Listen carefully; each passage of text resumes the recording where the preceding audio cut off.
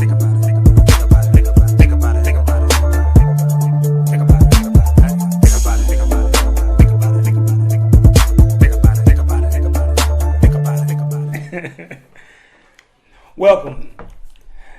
This is Nitro, and this is The Disconnect. But this is a special edition of The Disconnect. The Making of Men edition with Steve Davis. Y'all get ready for some interesting conversation. Think about it, think about it, think about it, think about it, think about it, think about it, think about it, think about it, think about it, think about it, think about it, think about it, think about it, think about it, think about it, think about it. So D, look, I am really, I wanted to come over here and holler at you. You know, we've been in quarantine, and it's given me a lot of time to us to think about some of those conversations you and I had a couple weeks ago, you know. Yeah, I was mad as hell at y'all. And how long did we not talk? In November, probably October. So we talking 4 months. 4 or 5 months. 4 or 5 months, right? And it was straight ego. I know I was ego tripping. I was, you know, I think I told you before. I said, man, you need to watch how you text me, because when I read your text, I hear your mouth, I hear your voice like it's screaming at me. Right. You remember I told you that? And text can be interpreted any kind of way. People put exclamation points on what they read. They might not even be there. Right. And you tend to be, brother, and people know you. Right. You a strong type A personality, and so am I. Right. So it's kind of like two bulls in the China room with me and you. Sometimes when we get together. Right. But let me tell you something. I think what allows us to be friends and really be close friends is that even though we strong type A personalities, we humble enough to submit ourselves to each other when we mess up. Gotcha. So a couple weeks ago, right, when I came over here, you didn't expect me. I just showed up on a Sunday. Knocked on the door. I didn't know how you was gonna take it. Nigga, I didn't know how to take it when you came. I didn't know how to take it. Right. But I didn't want to be the hypocrite with the integrity that we talk about all the time that I felt you might have been being. But then you said the same thing. I didn't want to be the hypocrite. That's right. I was getting ready to say that. When we talk about this stuff all the time and then turn around and do it to each other. That's what brought me over here was I felt like a hypocrite. Right. And I started slamming the door in your face. I saw it. I saw it in your eyes. Yeah. No, I saw it in your eyes, for real. I saw it in your eyes, and I thought to myself, I mean, you know, that ego part of me when I saw your eyes, I was like, man, if this shut this door in my, I mean, for real. I mean, that's what I started to get the pistol. But then you turned around, left the door open, and you was like, come on in. Right. Let's see where it's going. And I don't think we open to each other. And this is men, women, just our whole community.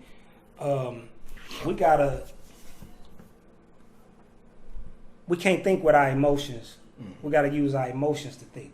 Mm-hmm. You know what I'm saying? Mm-hmm. And I think people hold grudges over the smallest thing. Mm-hmm. She didn't like my nail color. Mm-hmm. She said that my business plan wasn't going to work the way it was. Well, maybe you need to go look at it or whatever. If that's your friend talking to you about something, or, you know, whatever it is. So I think we need to, I mean, we all know this. We got to be more open and not jump the gun and reach for peace and not war. And that's real talk, because when I look at our community, when I look at the black community, and you know, I believe that men should take their rightful place, but in order for a man to take his rightful place, he needs to be honest and transparent with himself. Oh. So when as we say in the streets, when he's being a punk, right? When he pulling on them punk moves, where somebody piss him off, and instead of going to his boy and having that conversation, right? What did I do? We didn't talk for 3 months, 4 months, right? And so I have been thinking about that, and I said, man, I mean, I'm doing the exact opposite of everything I taught my son. Everything I teach all over this country with men and leaders. Here I am with my partner. been partners since riding to school at Millwood in that raggedy Audi you had. You remember that? You remember that Audi, dog? Yeah. I mean, it's been that long. We've been together that long, man. But it's important to, I mean, you know, I use the term, and it does get, it ain't about violence, but it's like we can talk it out or walk it out. Mm-hmm. So if we got to go out there, handle it, come back in, hug each other with the black eye, we were still trying to resolve. We were still reaching, hopefully we was reaching for the peace, even if we have to tangle a little bit. And let me be honest. Right. Let me be honest, because I don't want nobody watching this to think, you know, like this has always been easy. That was hard coming over here knocking on that door, first of all. Right, I got you. Do you understand that? And you had to humble to yourself first before you had to even come talk to me. Man, that was the hardest part. Okay. Was I had to first look myself in the mirror and be like, dude, you wrong.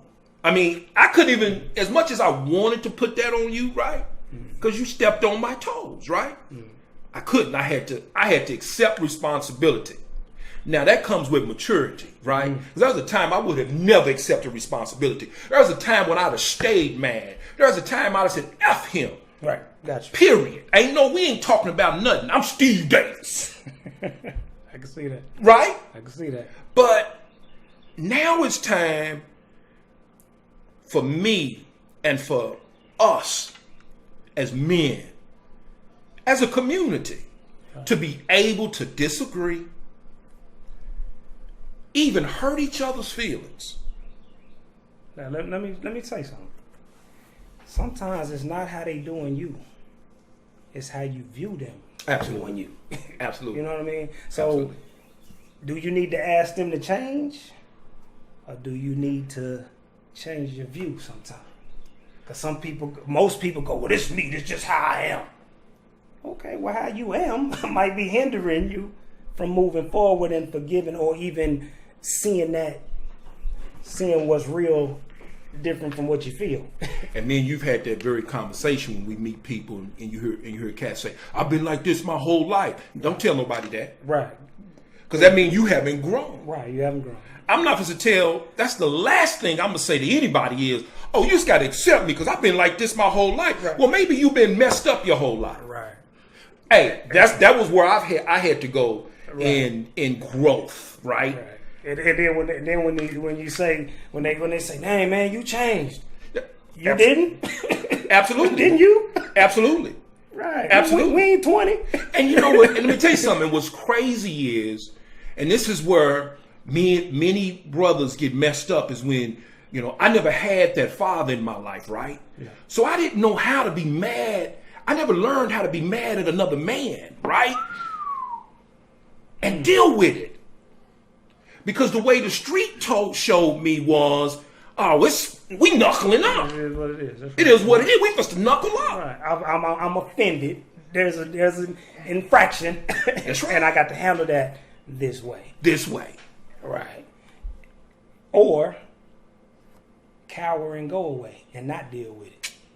So listen. So many times when we're dealing with our women and our families, that's why many men leave, because they cowered away.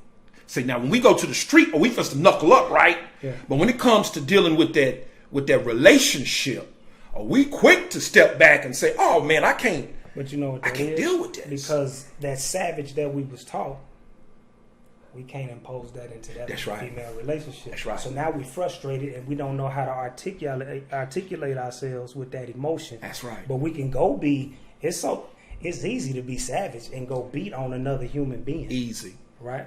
Easy. But like you said, with not having the father figure to teach you how to address those situations.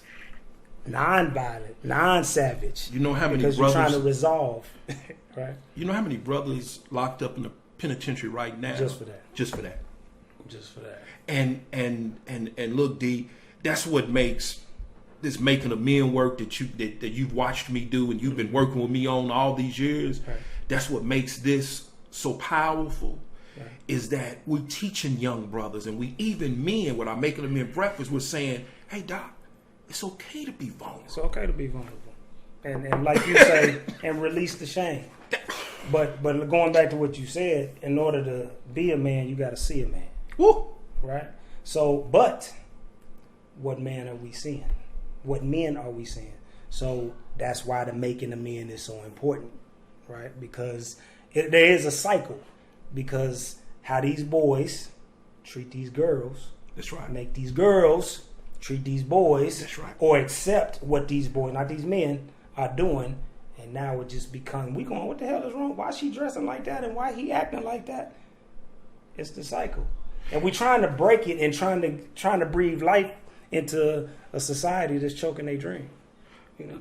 And you know what? And let's do something that I call unpack the pain, right? Okay. All right. So right now, so part of the issues that many of us as men struggle with is unpacking the pain from my childhood.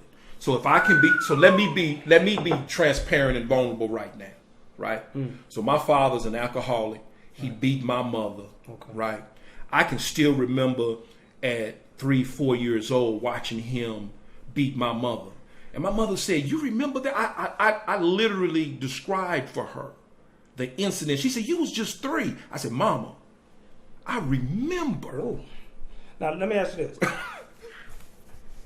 And I don't know that it didn't, but how did it keep you from becoming, or what stopped you from becoming your father? Whoa! So, let me tell you something. I am the man I am today because I decided when I was a boy, I wouldn't be my father.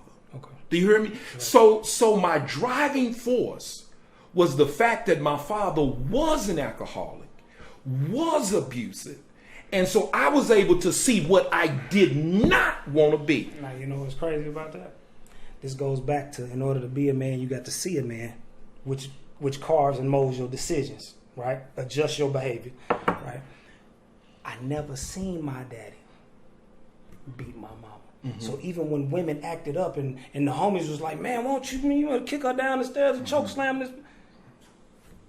I wasn't conditioned that way. Mm-hmm. Mm-hmm. My daddy was a man, and when it came to women, they was just scared that he might leave them, not beat them. So I learned a different way. Mm-hmm. But look at how you was molded and how I was molded. We both seen a man, but that's how we learned how to be a man. Well, and let me tell you what I see that as, and I tell people this all the time. You have to climb over the pain to get to your purpose.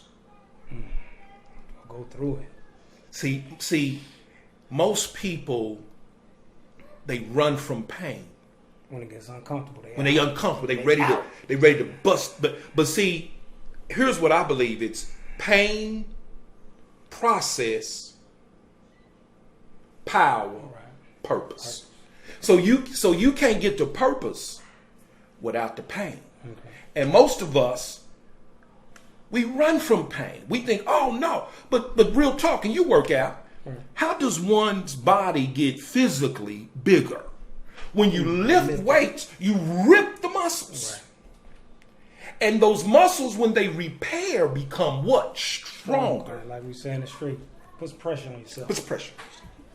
So you can have something to push and push through. Ooh.